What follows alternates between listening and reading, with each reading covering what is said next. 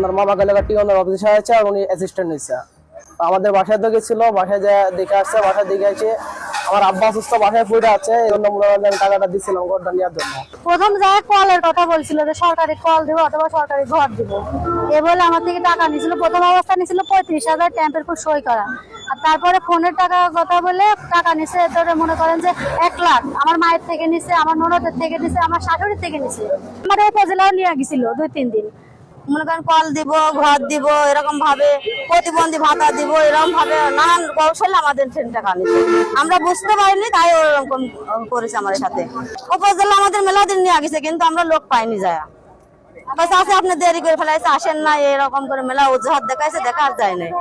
আর হচ্ছে স্বামী অচলই ধরেন হচ্ছে, তাই রাস্তার কাজ বুঝলি টাকা লিছিলি যে রাস্তার কাজ দিব, আপনি কাজ করতে পারেন না, রাস্তার কাজ দিব এই বলি টাকা লিছি। রাস্তার মাটি কাটা কাজ। ওই টাকা আমি তুলিনি, মামা লিছে, মামা কথা বলে, আমি তুলিনি ওইটা। আমার মামা বলছে